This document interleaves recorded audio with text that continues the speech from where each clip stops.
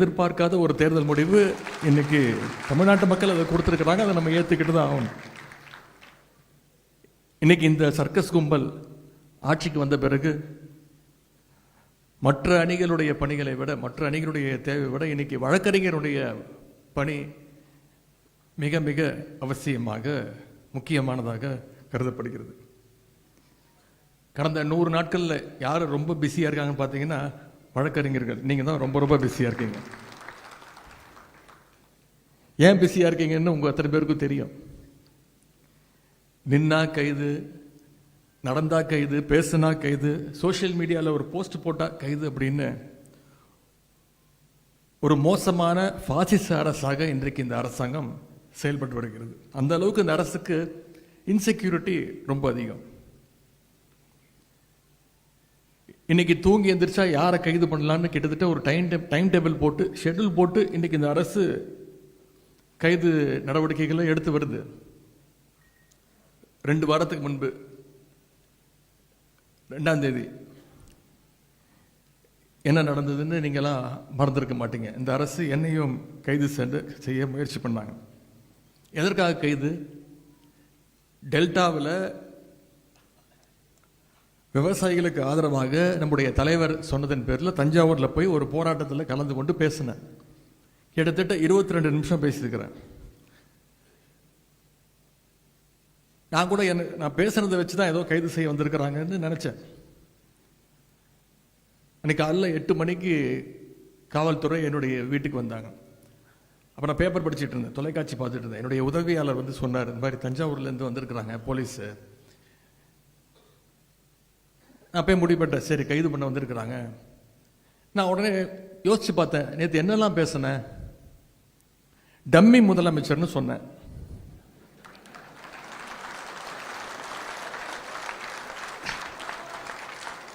அதை ஒத்துக்கிட்டாங்க. அதுக்கு எந்த ரியாக்ஷனும் இல்லை. கேடு கெட்ட அரசு அமைஞ்சிருக்கு, ஒரு வெக்கங்கெட்ட அரசு அமைஞ்சிருக்கு, இதெல்லாம் சொன்னேன். இதற்கெல்லாம் எந்த ரியாக்ஷனும் இல்லை. இதுக்கு தான் கைது பண்ண வந்திருக்காங்கன்னு நான் நினச்சிட்டு இருக்கேன். என்ன சொன்னேன்? இது என்ன அப்படி பேசிட்டேன்? டம்மி முதலமைச்சர், வெக்கங்கெட்ட அரசு, கேடு கெட்ட அரசு, எதற்கும் துப்பு இல்லை, தைரியம் இல்லை, விவசாயிகளை இப்படி நடு ரோட்டில் விட்டுட்டீங்க. வேற எதுவுமே நான் சொல்லலை. காவேரியில் தண்ணி வரணும்னு சொன்னேன். இது எனக்கு தோணவே இல்லை. நானே வெளியில் போய் காவல்துறை அதிகாரி நின்று இருந்தாங்க, வீட்டுக்குள்ளேயே வந்துட்டாங்க. எதுக்கு வந்திருக்கீங்கன்னு கேட்டேன். ஐயா, நேற்று நீங்கள் தஞ்சாவூரில் பேசியிருக்கீங்க. ஆமாம் பேசுனேன். அதுக்கு என்னன்னா, அது விஷயமா கைது பண்ண வந்திருக்கோம். காலைல 8:15 இருக்கும்.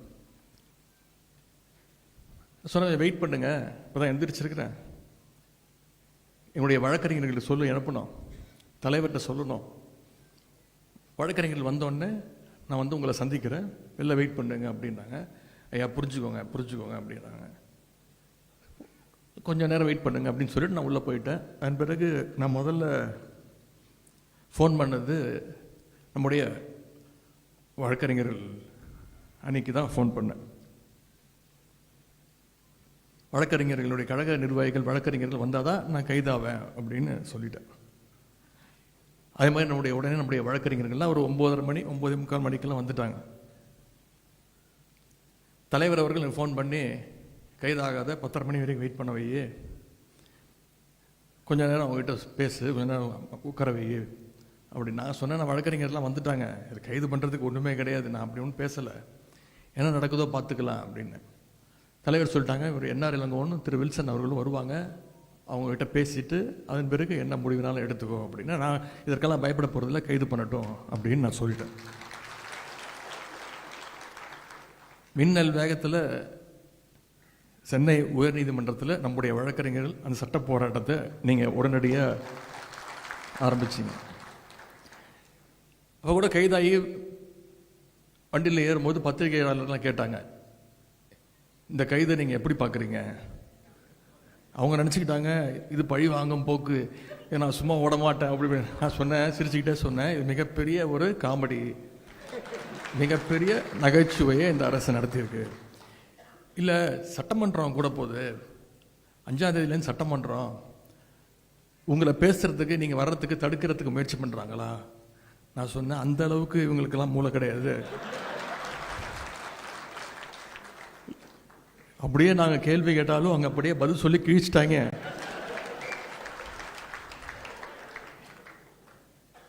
யார் அமைச்சர்னு யாருக்குமே தெரியாதுங்க. யார் சட்டமன்ற உறுப்பினர் இப்போ வரைக்கும் யாருக்குமே தெரியாது. ஏன்னா வேற ஒரு துறைக்கு நம்ம பதில் கேட்டோம்னா வேற ஒரு துறை அமைச்சர் பதில் சொல்றாரு. ஒரு படத்தில் வரும்ல, நாம ஒரு கேள்வி கேட்டா நம்மளே ஆச்சரியப்படுற அளவுக்கு ஒரு பதில் சொல்லுவான் பாருங்க அப்படிங்கிற மாதிரி. எங்களுக்கு மட்டும் இல்லை, இப்போ அங்கே உட்காந்துருக்கிறாரு ஒரு டம்மி முதலமைச்சர், அவருக்கும் யார் அமைச்சர்னு தெரியாது, அவருக்கும் யார் சட்டமன்ற உறுப்பினர் தெரியாது. அப்படி தான் இன்றைக்கி அந்த சட்டமன்றம் நடந்துகிட்டு இருக்கு. இன்றைக்கி தொலைக்காட்சியில் நீங்கள் அத்தனை பேரும் லைவில் பார்த்துட்டு இருக்கீங்க. பொதுவாக மற்ற இயக்கங்கள்லாம் ஒரு கைது விஷயம்னா ரொம்ப சீரியஸ் ஆகிடுவாங்க. ஆனால் மிசா, எமர்ஜென்சி இதையெல்லாம் பார்த்த திராவிட முன்னேற்ற கழகத்துடைய கலைஞருடைய உடன்பிறப்புகள் இதற்கெல்லாம் நம்ம பயப்பட மாட்டோம். இந்த கைதுங்கிறதுலாம் ரொம்ப ஒரு சாதாரண மேட்டராக நம்ம எடுத்துகிட்டு போயிட்டோம். அதே மாதிரி சொல்லி அடிக்கிற மாதிரி தஞ்சாவூர் போகிறதுக்குள்ள என்னுடைய கைது நடவடிக்கையை நீதிமன்றம் மூலமாக ரத்து செய்ய வச்சதும் நீங்கள் தான். ரொம்ப முக்கியமாக ஆளுங்கட்சியே போய் கோர்ட்டில் போய் சொன்னாங்க, எதிர்கட்சி தலைவரை போய் கைது பண்ணுற ஐடியாலாம் எங்களுக்கு இல்லை, விசாரிச்சுட்டு விட்டுருவோம். நான் சொன்னேன், ஏங்க நேற்று நைட்டு தான் தஞ்சாவூர்லேருந்து வந்தேன், சொல்லியிருந்தா நான் அங்கேயே தங்கியிருப்பேன். இப்படி மக்களுடைய வரி பணத்தில் எனக்கு 2 மீட்டிங் வேறு இருக்குது இன்றைக்கி, அதையும் இங்கே எடுத்துட்டீங்க. போகும்போது நான் சேகர் பாபு அவர்கள், திரு சரவணன் ஒரு ஜாலியாக ட்ரிப்பு போகிற மாதிரி தான் போனோம். ஆனால் மாசு அவர்கள்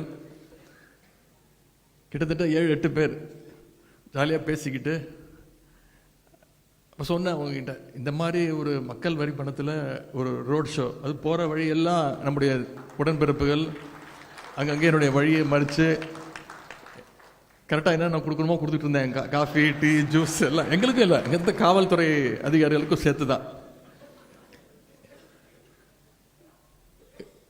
இப்படி ஒரு ரோட் ஷோ நடத்துறதுக்கு இந்த அரசு நமக்கு எந்த செலவுமே இல்லாமல் மக்கள் வரி பணத்தில் நாம் ஒரு ரோட் ஷோ நடத்தியிருக்கிறோம்.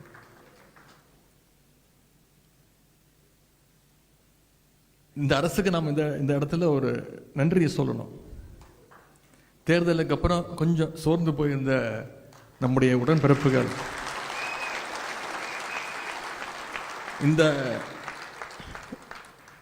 டம்மி அரசு, டம்மி ஆட்சியாளர்கள் அவங்களுடைய செலவால், அவங்க பண்ண வேலையால் மறுபடியும் நம்ம பழைய ஃபார்முக்கு உடன்பிறப்புகளாக நம்ம இன்னைக்கு திரும்பி இருக்கோம்.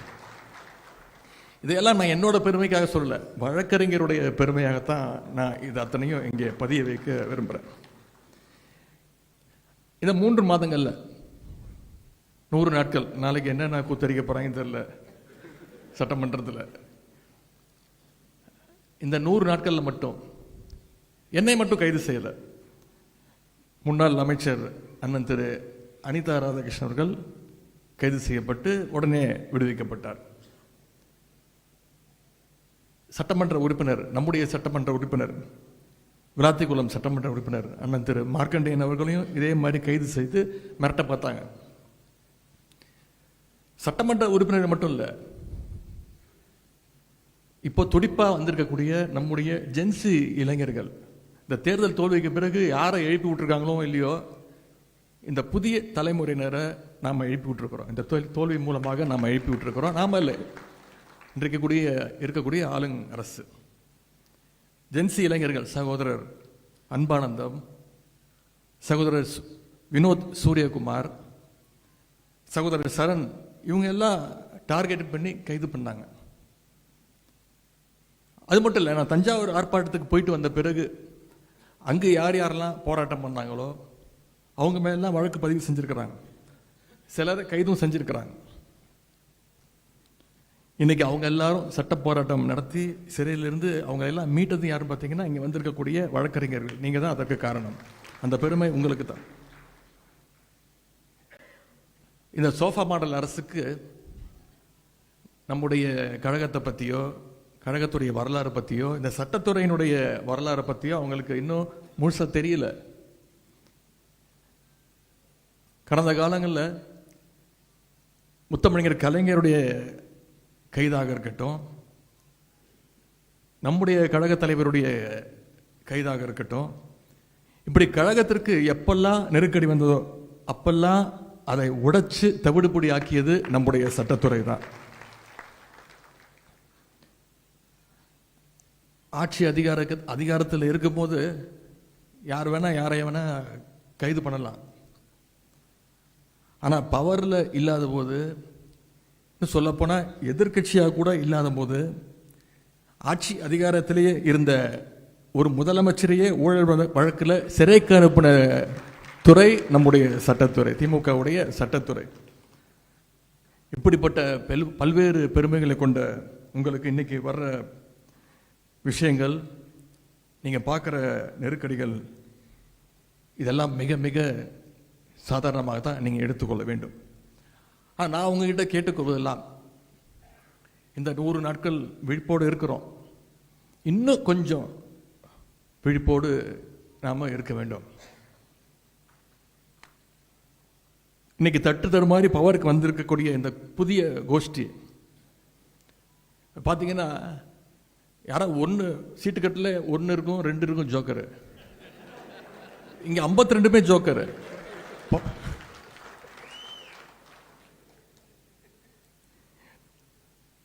நமக்கு தான் பேர் தெரியல, யார் அமைச்சர் யார் சட்டமன்ற உறுப்பினர். தமிழ்நாட்டு மக்களுக்கு தெரிஞ்சிருக்கா? தெரியல, யாருக்குமே தெரியல. அவங்களால அடமொழி வச்சு பேசினாதான் மக்களுக்கு புரியுது. லாட்டரி விற்கிற அமைச்சர் யாரு? பிளாக்ல லாட்டரி டிக்கெட் வித்த அமைச்சர் யாரு?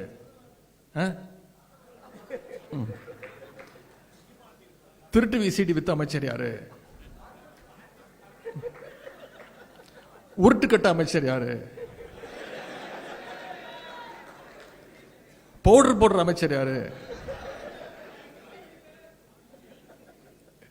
காக்கி டவுசர் அமைச்சர் யாரு? சங்கி அமைச்சர் யாரு? இப்ப கிட்டத்தட்ட கலந்துரையாடல் ஆயிடுச்சு.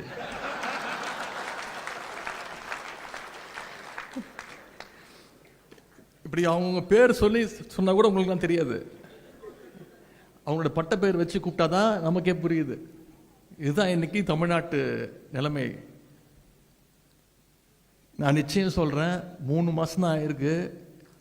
இனி போக போக ஒவ்வொரு அமைச்சரும் நிச்சயமா பெருசா மாட்ட போறாங்க. அதுக்கு வழக்கறிஞர் நீங்க தயாராக இருக்கணும். இன்னைக்கு நாம தொடர்ந்து பெயில் வாங்கிட்டு இருக்கோம். இன்னைக்கு அந்த கூட்டத்தை, அந்த கும்பலை பெயில் வாங்குற நிலைமைக்கு நாம நம்முடைய பணிகளை அமைச்சு கொள்ள வேண்டும். இந்த அரசு ஏதோ தூய்மையான அரசு, ஊழலற்ற அரசு, மாற்றம் அப்படின்னு சொல்லி கொண்டு வந்தாங்க. கடைசி என்ன பண்ணியிருக்கிறாங்க? நம்முடைய தலைவர் கொண்டு வந்த ஒவ்வொரு திட்டத்துடைய பெயரை மாத்திருக்கிறாங்க. வேற எந்த மாற்றமும் கிடையாது. எல்லாத்து மேலேயும் ஸ்டிக்கர் ஒட்டிக்கிட்டு இருக்கிறாங்க. இவங்க எப்படி ஆட்சிக்கு வந்தாங்க? அதை நாம் அத்தனை பேரும் பார்த்தோம். இவங்ககிட்ட மெஜாரிட்டி இருக்கா? கிடையாது. திமுக சட்டமன்ற உறுப்பினர் பார்த்தா வழக்கு போடு, அதிமுக சட்டமன்ற உறுப்பினர் பார்த்தா சோஃபாவை அனுப்பு, எப்படியாவது பர்ச்சேஸ் பண்ணு, அவங்கள ராஜினாமா பண்ணவே. இதை தான் இந்த அரசு பண்ணிக்கிட்டு இருக்கு. இதை தமிழ்நாட்டு மக்கள் பார்த்துக்கிட்டு இருக்கிறாங்க. இது மட்டும் இல்லை, அரசு வழக்கறிஞர் நியமனத்தில் மிகப்பெரிய ஒரு ஊழல் நடந்திருக்கு. இதை சொன்னது யாரு? நாம அல்ல, ஆளுங்கட்சியுடைய வழக்கறிஞர் புகார் கொடுத்திருக்கிறாங்க, நீதிமன்றத்தில் வழக்கு போட்டிருக்கிறாங்க.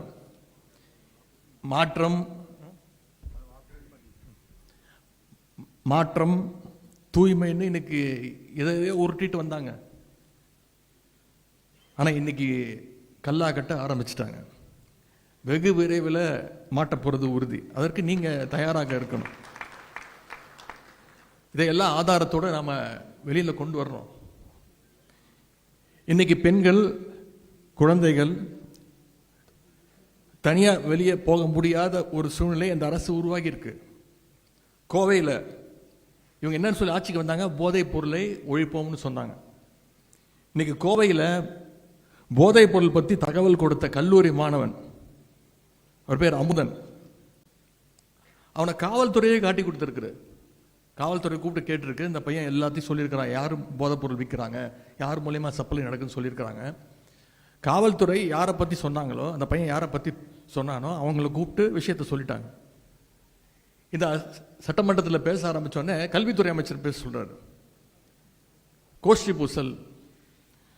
10 பேருக்கும் தகராறு நடந்தால் அதுக்கு பேர் கோஷ்டி பூசல். 10 பேர் சேர்ந்து ஒரு பையனை அடித்தா அதுக்கு பேர் கொலை, அதுக்கு பேர் கோஷ்டி பூசலா? 10 பேரில் 20 பேர் கொண்ட ஒரு கும்பல் அந்த பையனை அடிச்சு கொண்டு இருக்கிறாங்க. இன்னைக்கு அந்த உயிரிழந்த அந்த பையனோட அம்மா யார் மேல் நம்பிக்கை வச்சிருக்கிறாங்க? திராவிட முன்னேற்ற கழகத்தின் மேல, நம்முடைய தலைவர் மேல் நம்பிக்கை வச்சு இதை திராவிட முன்னேற்ற கழகம் இதை நீதி வாங்கி கொடுக்கணும், என்னுடைய பையனுடைய மரணத்திற்கு திமுக நம்முடைய தலைவர் நீதி வாங்கி கொடுக்கணும்னு அந்த அம்மா பேசிட்டு இருக்கிறாங்க. அமுதன் மரணத்துக்கு நீதி கிடைக்க நிச்சயம் திராவிட முன்னேற்ற கழகம் கண்டிப்பாக துணை நிற்கும். சட்டமன்றத்தில் நாங்கள் பார்த்துக்கிறோம், நீதிமன்றத்தில் நீங்க பார்த்துக்கோங்க. வழக்கறிஞர் அணியினுடைய பங்களிப்பு மிக மிக முக்கியம். உங்க பகுதியில் நம்முடைய கழகத்தை சேர்ந்த யார் மேலேயாவது இந்த அரசு பொய் கேஸ் போட்டாச்சுன்னா அவங்களுக்கு நீங்க உறுதுணையாக இருக்க வேண்டும்னு நான் உங்களை கேட்டுக்கிறேன். குறிப்பா ஜென்சி இளைஞர்கள், இந்த ஜென்சி இளைஞர்களை பார்த்து இந்த அரசு பயப்படுது. அதனாலதான் அவங்கள குறி வச்சு தூக்குறாங்க. நான் இன்றைக்கு கடந்த 100 நாட்களாகவே பொதுமக்கள், நம்முடைய கழக தோழர்கள், நிர்வாகிகள், ஒவ்வொரு அணியை சேர்ந்தவர்கள் தொடர்ச்சியாக ஒவ்வொரு நாளும் குறைந்தது 300 பேர் சந்திக்கிறேன். காலையாக இருந்தாலும் சரி, மாலையாக இருந்தாலும் சரி. அது அதிகமாக வர்றது பார்த்தீங்கன்னா அந்த ஜென்சி கூட்டம், ஜென்சி இளைஞர்கள் அதிகமாக வராங்க. ஜென்சி இளைஞர்கள் எத்தனை பேர் வராங்களோ அதே மாதிரி அடுத்த நாள் இந்த ஜென்சி இளைஞர்கள் உள்ள தள்ளிட்டாங்க, பொய் கேஸ் போட்டாங்க, நாங்கள் தான் அவங்கள இப்போ காப்பாற்றி கூட்டு வந்திருக்கோம்னு வழக்கறிஞர் அணியும் கூட கூட்டிகிட்டு வராங்க. அதை பார்க்கும்போது மிக மகிழ்ச்சியாக இருக்கிறது. அவங்களுக்கு நம்ம முழுசாக சப்போர்ட் பண்ணணும். ஜென்சி இளைஞர்கள் இன்னைக்கு கொள்கை பேச ஆரம்பிச்சிருக்கிறாங்க. அதுதான் இன்னைக்கு இந்த ஆட்சியாளர்களை பயமுத்திட்டு இருக்கு. இந்த ஜென்சி உடன்பிறப்புகள் வயசுல சின்னவங்க, அவங்கள கைது பண்ணா அவங்களும் அவங்க குடும்பமும் பயந்துருவாங்கன்னு இந்த ஆட்சியாளர்கள் கருதுறாங்க. எனவே அவங்களுக்கு நாம உறுதுணையாக இருக்க வேண்டும். களத்திலையும் சமூக வலைதளத்திலையும் கழகத்திற்கு ஆதரவாக பேசுகிற ஜென்சி இளைஞர்களுக்கான பாதுகாப்பு அரணாக நம்முடைய கழக வழக்கறிஞர் அணி செயல்பட வேண்டும்னு நான் உங்களை எல்லாம் தாழ்மையோடு கேட்டுக்கிறேன். நிறைய இளம் வழக்கறிஞர்கள் என்னை சந்திக்க வராங்க. கழகத்து மேல மிகுந்த ஆர்வத்தோடு வராங்க. கலைஞருடைய சாதனைகள், நம்முடைய தலைவர் செஞ்ச திட்டங்கள்லாம் கேள்விப்பட்டு இப்போதான் வராங்க. அவங்களை எல்லாம் கண்டறிஞ்சு அவங்களுக்கான ஸ்பேஸை கொடுத்து அவங்கள ஊக்கப்படுத்தி நம்ம அரவணைச்சு நீங்க எல்லாம் போகணும்னு நான் உங்களை எல்லாம் கேட்டுக்கிறேன். அவங்களையெல்லாம் வழக்கறிஞர் அணியில் சேருங்க, கழகத்தில் உறுப்பினராக சேருங்க, பொறுப்பு கொடுங்க, அவங்கள தட்டி வேலை வாங்குங்க, அவங்கள கைட் பண்ணுங்க. அது இன்னைக்கு மட்டும் இல்லை, எதிர்காலத்துக்கும் நம்முடைய கழகத்திற்கும் மிகப்பெரிய ஒரு வலிமையாக நிச்சயம் அது மாறும். இறுதியா ஒரே ஒரு விஷயம், உங்க பகுதியில் இன்று இருக்கக்கூடிய ஆளுங்கட்சிக்காரங்க குற்ற செயலில் ஈடுபட்டா நீங்க அதை சும்மா விடக்கூடாது. நீதிமன்றம் மூலமா அவங்களுக்கும் தண்டனை வாங்கி தர வரைக்கும் அந்த வழக்கை நீங்க தொடர்ந்து ஃபாலோ செய்ய வேண்டும் நான் கேட்டுக்கொள்கின்றேன். இங்கே அண்ணன் என்ஆர் இளங்கோவன் அவர்கள் உங்களுக்கு கிட்டத்தட்ட ஒரு வகுப்பு எடுத்திருக்கிறார், என்னென்ன செய்யணும், அடுத்த பிளான் ஆஃப் ஆக்ஷன் என்ன அப்படிங்கிறது சிறப்பான முறையில் சொல்லியிருக்கிறார். அதை நீங்கள் ஃபாலோ செய்ய வேண்டும். அதிகாரம் இருக்கின்ற திமிரில் ஆளுங்கட்சிக்காரங்க மக்களுக்கு இன்னைக்கு மிகப்பெரிய ஒரு அச்சுறுத்தலை மாறி இருக்கிறாங்க. மக்களுக்கு ஒரு பாதுகாப்பு அரணாக நம்முடைய திமுக வழக்கறிஞர் சட்டத்துறை நிச்சயமாக செயல்பட வேண்டும். அதை இங்கு வந்திருக்கக்கூடிய நீங்கள் உறுதி செய்ய வேண்டும் என்று நான் மீண்டும் கேட்டுக்கொள்கின்றேன். அதே மாதிரி வழக்கறிஞர் திரு என்ஆர் இளங்கோவன் அவர்கள் பேசும்போது சொன்னார், வழக்கறிஞர் அணியில் ஒற்றுமை இல்லை அப்படின்னு இளைஞரணி செயலாளர் நினைக்கிறாரு அப்படின்னு பழைய தூக்கி என் மேல போட்டாரு. அது என்னுடைய எண்ணம் மட்டும் கிடையாது, இந்த அரங்கத்தில் இருக்கக்கூடிய அத்தனை பேருடைய எண்ணமும் நிச்சயம் அது இருக்கு. எனவே அதை நிச்சயமாக சரி செய்து ஒற்றுமையோடு நாம் அத்தனை பேரும் செயல்பட வேண்டும் என்று கேட்டுக்கொண்டு, இந்த அரசு மக்கள் விரோத அரசு வீட்டுக்கு அனுப்பும் வரை, மீண்டும் நம்முடைய தலைவர் முதலமைச்சராக அந்த நாற்காலியில் உட்காரும் வரை அத்தனை அணிகளும் களத்தில் இறங்கி செயல்பட வேண்டும். அதில் முதன்மையான அணியாக சட்டத்துறை சிறப்பாக செயல்பட வேண்டும் என்று நான் கேட்டுக்கொள்கின்றேன். உங்களுக்காக திராவிட முன்னேற்ற கழகம், நம்முடைய தலைவர் அவர்களும் நிச்சயம் உங்களுக்கு பக்கபலமாக இருப்பாங்க. நான் என்றைக்குமே உங்களோடு தோளோடு தோளாக உறுதுணையாக நிற்பேன். எனவே உங்களுடைய பணிகள் அத்தனையும் மேன்மேலும் சிறக்கட்டும்னு சொல்லி இந்த சிறப்பான வாய்ப்பளித்த சட்டத்துறைக்கு மீண்டும் என்னுடைய நன்றியை சொல்லி விடைபெறுகின்றேன். நன்றி, வணக்கம்.